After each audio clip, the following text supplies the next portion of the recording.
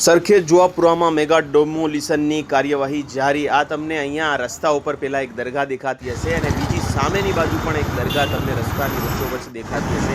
એ અત્યારે તમને જોવા નહીં મળે, કેમ કે ગઈકાલે મોડી રાત્રે એટલે કે 8 જુલાઈની રાત્રે પોલીસ અને એએમસીના એન્ક્રોચમેન્ટ ડિપાર્ટમેન્ટે આ બંને દરગાહ હટાવી દીધી। એટલું જ નહીં, આગળ એક સિટી બસ પાસે મંદિર પણ આવેલું હતું, એને પણ તોડી નાખવામાં આવ્યું છે, કેમ કે એએમસી મુજબ આ બધા હટાવવાની જરૂરી હતી, કેમ કે અહીંથી 6 લેનનું ફ્લાયઓવર બ્રિજ બને છે અને એએમસી મુજબ આ એન્ક્રોચમેન્ટ હતું, એટલે હટાવવાની પ્રક્રિયા હાથ ધરવામાં આવી।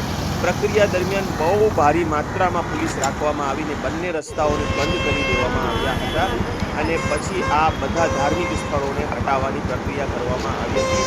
આ બની રહેલા બ્રિજનું ઉદ્ઘાટન પહેલાથી નરેન્દ્ર મોદી કરી ચૂક્યા છે ઓનલાઈનના માધ્યમથી।